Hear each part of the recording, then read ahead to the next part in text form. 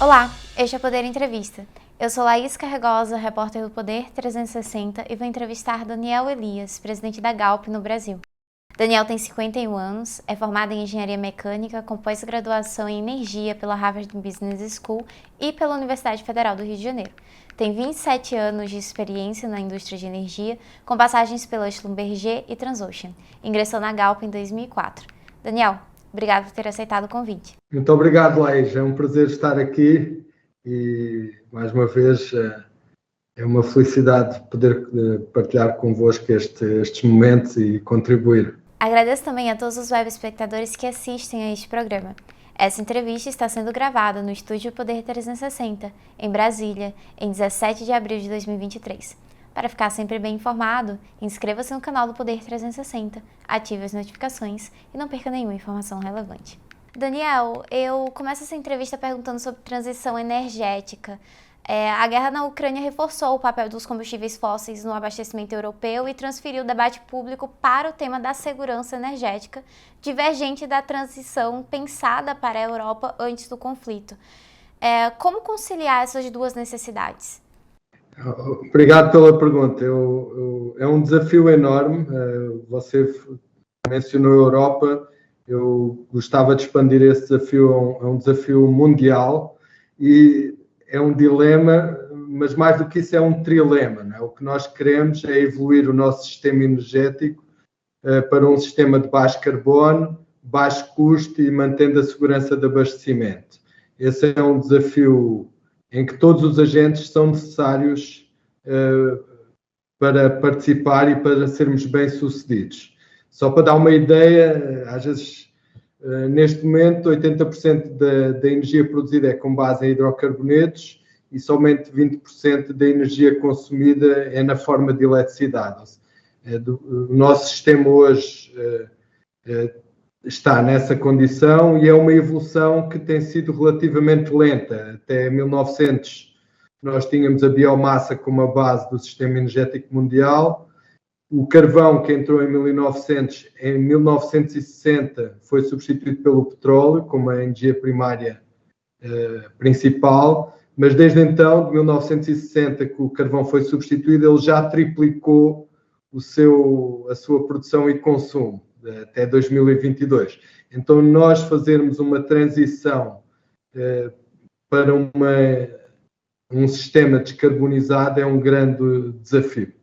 E nós, para termos esse desafio, conforme você falou, nos últimos 3 anos fomos testados em várias dimensões. A primeira foi a segurança do abastecimento.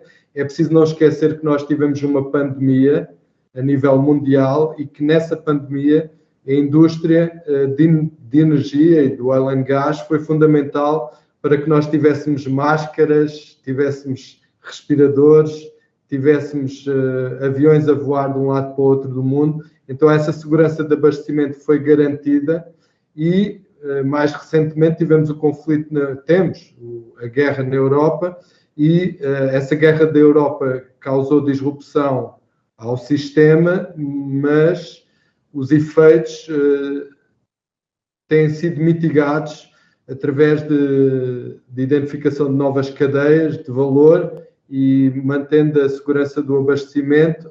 Claro que é sentido de forma diferente em regiões diferentes.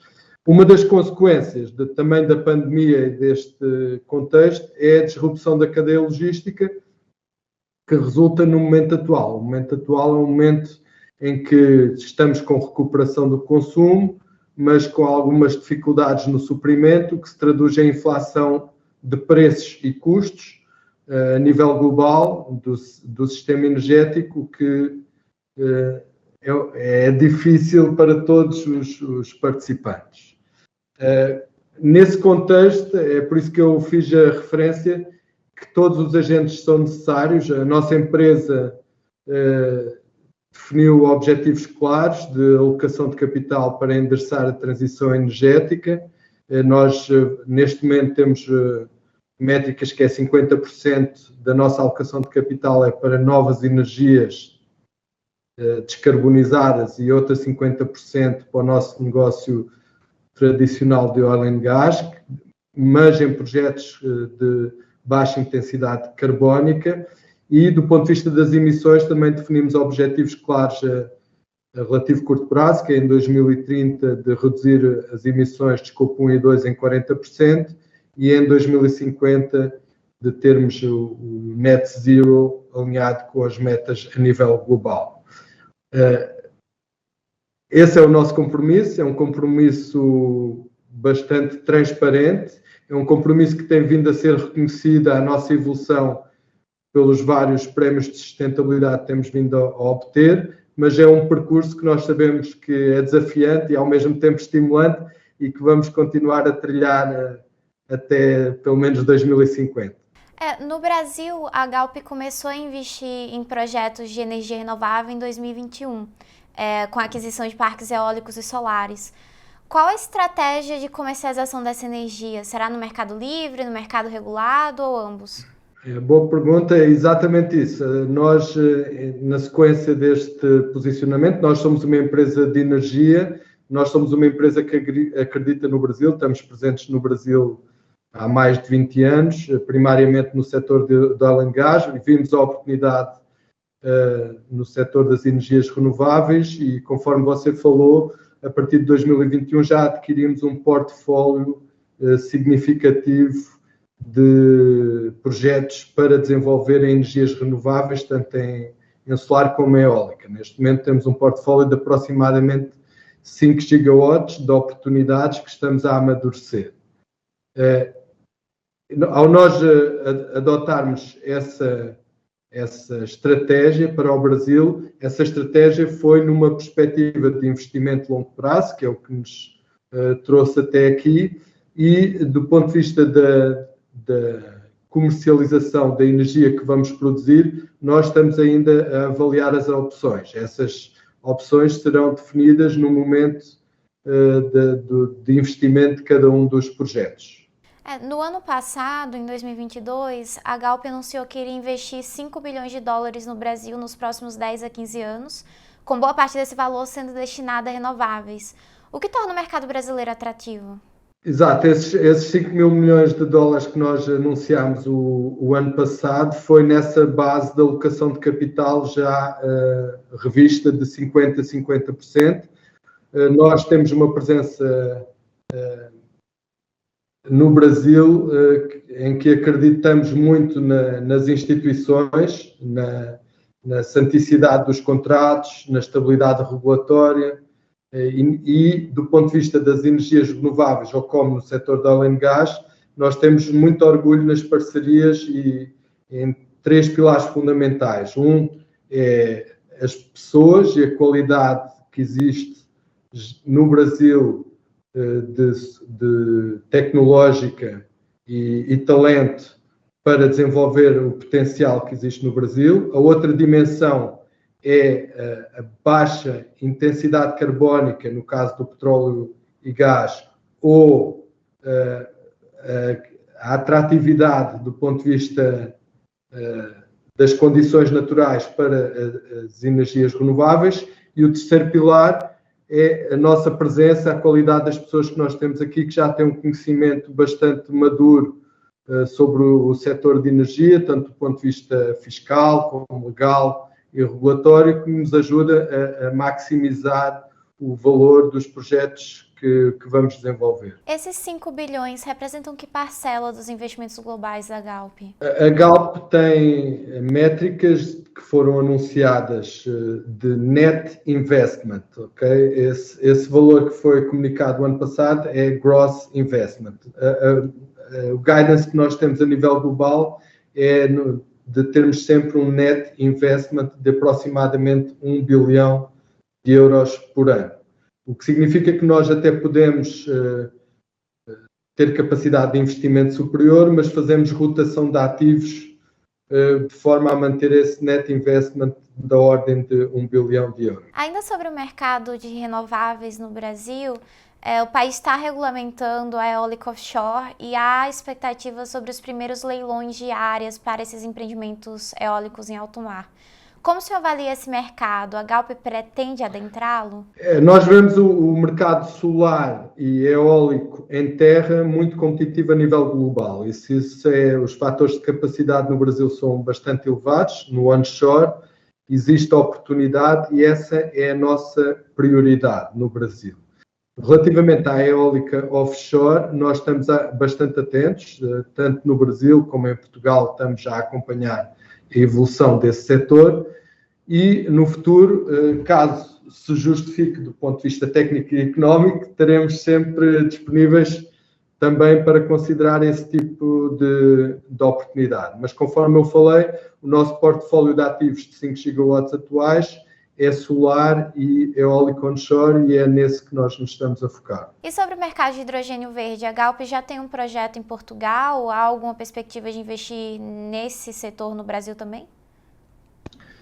Sim, em Portugal nós estamos a amadurecer um projeto de hidrogênio verde. Nós queremos converter o nosso parque industrial de Sines from grey to green e temos previstos em 2023 tomar uma decisão de investimento de 100 megawatts de capacidade de hidrogênio verde nesse parque. Nós vemos que essa transformação de grey to green desse parque industrial ainda tem capacidade de ser escalada até 600 megawatts. Isso, na Europa, é um projeto de larga escala do ponto de vista de hidrogênio verde. No caso do Brasil, o que nós estamos a fazer é, tendo em conta a competitividade dos projetos de energia renováveis no Brasil, estamos a avaliar a possibilidade, médio e longo prazo, de maximizar o valor da energia elétrica produzida no Brasil através da sua conversão para outras formas, moléculas, e o hidrogênio verde é uma dessas soluções que estamos a avaliar. Esse hidrogênio verde seria produzido para exportação? Eu diria que é prematuro fazer esse tipo de... Dependerá sempre das condições. Nós sabemos que o Brasil, do ponto de vista dos fertilizantes, é um país que importa bastantes fertilizantes, então existe sempre a possibilidade de converter as moléculas em diferentes formas de utilização. Ainda neste momento é prematuro fazer esse tipo de abordagem, se seria para consumo interno ou para exportação. Portugal deve realizar no segundo semestre o primeiro leilão de gases renováveis para contratar o fornecimento de biometano e de hidrogênio verde. Como se avalia essas iniciativas? No futuro, é possível esperar que projetos brasileiros e sul-americanos disputem esses certames? Ou a oferta deve permanecer local? Esse leilão que está a acontecer em Portugal, conforme ele tem, do ponto de vista do hidrogênio verde, foi anunciado, é 120 gigawatt-horas por ano, não é? E é hidrogênio verde para injetar na rede de gás natural da infraestrutura existente em Portugal. Nós vemos esse tipo de iniciativas de leilões e aberturas de mercado sempre de forma competitiva, nós vemos isso sempre de forma favorável. Neste caso específico, a nossa prioridade é o projeto de 100 megawatts, cuja escala é muito grande, ou seja, quando comparado a esse leilão, é uma escala várias vezes superior, então nós estamos focados neste momento no nosso projeto de descarbonização da nossa refinaria. Nós somos o maior consumidor de hidrogênio verde em Portugal, mas vamos analisar e ver como evolui esse leilão. No longo prazo, o que nós vemos é a Galp é o maior agente do ponto de vista de comércio externo entre Portugal e Brasil. Nós transportamos moléculas na forma de hidrocarbonetos do Brasil para Portugal. No longo prazo, nós vemos essa relação comercial de importação-exportação na área de energia, num mundo descarbonizado, terá sempre a possibilidade, no longo prazo, de haver outras formas, outro tipo de moléculas a serem comercializadas entre o Brasil e Portugal. Ambos os países, tanto o Brasil como Portugal, são países cuja matriz energética, do ponto de vista de intensidade carbónica, é bastante competitivo. O Brasil, claro, é uma referência a nível mundial e Portugal já é um bom exemplo na Europa do ponto de vista da descarbonização então, tendencialmente, serão 2 países que poderão adotar novas formas de transporte de energia, na qual o hidrogênio verde se pode incluir. Daniel, a Galp está no Brasil há mais de 20 anos no segmento de petróleo e gás natural, com participação em grandes campos no pré-sal. A criação de um imposto sobre a exportação de petróleo no final de fevereiro afetou decisões de investimento nos projetos das quais a Galp é parceira? A Galp, conforme você falou, estamos há mais de 20 anos, desde a abertura do mercado, tem sido um percurso virtuoso, com 2 pilares fundamentais. Um é a estabilidade jurídica, regulatória e tributária, e o outro é também a constância de novas oportunidades no mercado, o que permitiu nós termos vindo a evoluir o nosso portfólio ao longo destes 20 anos. Para ser bastante objetivo, nós fomos surpreendidos com a medida provisória da exportação de petróleo no Brasil, porque ao longo destes 20 anos tem havido sempre uma evolução de grande estabilidade e esta medida surpreendeu-nos. Nós tomamos as nossas decisões sempre numa base de investimento a longo prazo. Desde que esta medida provisória foi adotada, nós ainda não passamos, temos um compromisso de investimento no Brasil que vamos honrar, mas obviamente que iremos sempre, nas novas decisões de investimento, levar em consideração o contexto em que tivermos inserido. A nossa expectativa é que esta medida provisória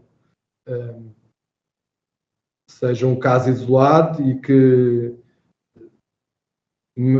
e nessa perspectiva vamos sempre manter uma visão que é a nossa visão estrutural para o Brasil, que é a visão e a nossa experiência dos últimos 20 anos, que foram muito frutuosos. Em 1998 o Brasil produzia 1 milhão de barris e tinha só uma empresa. Passado 20 anos produz quase 4 milhões de barris de óleo equivalente e tem dezenas de operadores, 24 operadoras, e tem mais de 100 empresas a atuar no setor do oil and gas. Isso é muito ilustrativo das consequências positivas que esses 2 pilares de estabilidade e constância da oportunidade geraram para o Brasil. E claramente isso, a nível de emprego criado para o setor e competitividade a nível global do Brasil na indústria do offshore, do oil and gas, são benchmarks a nível mundial. Hoje a Galp é concessionária de grandes campos, mas ela não opera ativos. A empresa considera adquirir campos, blocos exploratórios e novos leilões como operadora? A sua observação está correta. No nosso percurso no Brasil, nós fomos operadores do onshore. Depois, estrategicamente, vimos que a qualidade dos ativos e o nosso foco no pré-sal justifica a nossa concentração nessa área, como não operadora. Nós somos um não operador ativo, do ponto de vista de darmos, sempre que possível, sugestões de criação de valor nos projetos onde estamos envolvidos. E conforme você falou, tomámos decisão de investimento relativamente recente num projeto de bacalhau, e estamos também no campo de Tupi-Iracema, em que submetemos à ANP a revisão do plano de desenvolvimento, ou seja, em grandes projetos do pré-sal nós estamos presentes. Nós somos operadores neste momento em blocos exploratórios na Namíbia e em São Tomé e Príncipe, que são blocos deepwater offshore. De momento, no Brasil, não temos,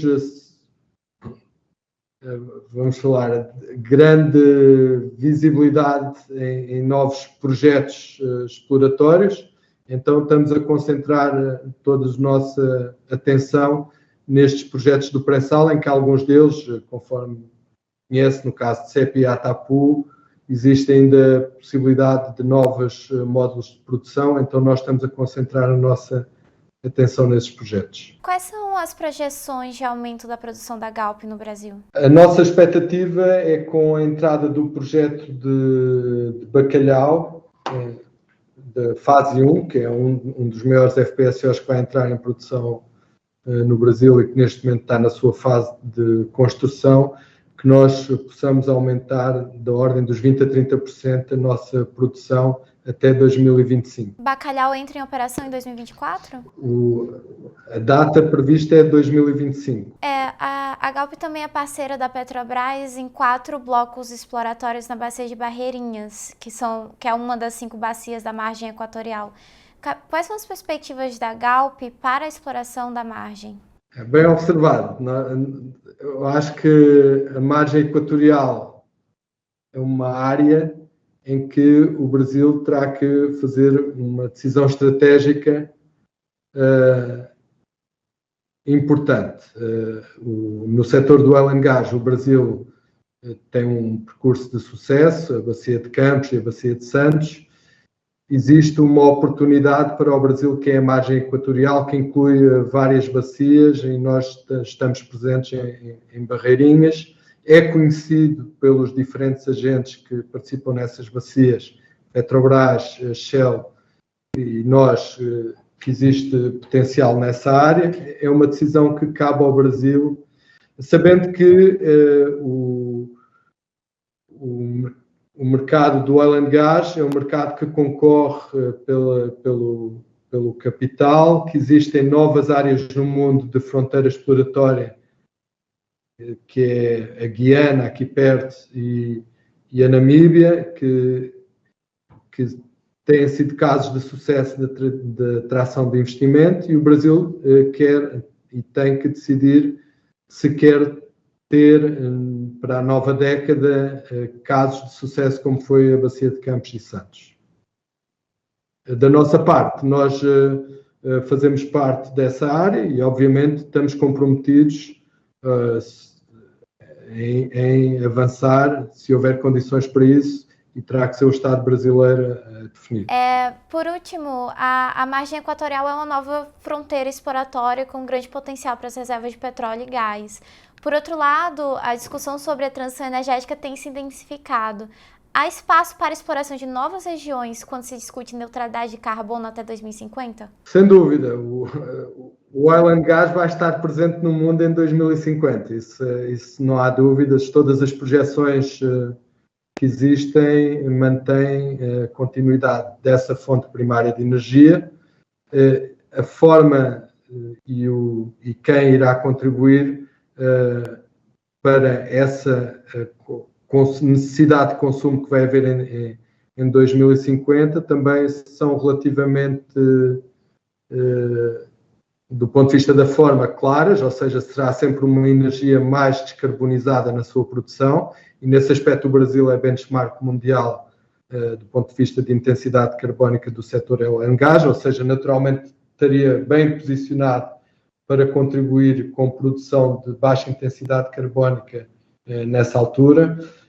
Quais serão os países e as empresas que irão produzir nessa altura? Nós vemos espaço e potencial para o Brasil ser um agente importante em 2050. A forma de chegar lá passa por aplicar as receitas de sucesso que tem tido resultados claros até o momento, que é manter os 2 pilares. Um, de estabilidade jurídica, regulatória e tributária, que isso permite manter a competitividade da atração do investimento e um ecossistema com muita saúde, e a constância das oportunidades, tanto através da abertura dessas áreas, mas de uma forma sempre que seja a forma que o Brasil considere a melhor para a atuação da indústria, e também a criação existe também alguns recursos no Brasil, tanto no onshore como no offshore, que do ponto de vista económico são desafiantes à produção, mas que se pode criar incentivos para que eles sejam mais atrativos e também poderem contribuir com produção em 2050. Chega ao final esta edição do Poder Entrevista. Em nome do jornal digital Poder 360, eu agradeço a Daniel Elias por ter aceitado o convite. Muito obrigado, Laís. Da minha parte foi um prazer. Continuo sempre à disposição e muitas felicidades aí para o vosso trabalho. Agradeço também a todos os web espectadores que assistiram a este programa. Essa entrevista foi gravada no Estúdio Poder 360, em Brasília, em 17 de abril de 2023. Para ficar sempre bem informado, inscreva-se no canal do Poder 360, ative as notificações e não perca nenhuma informação relevante. Muito obrigada e até a próxima.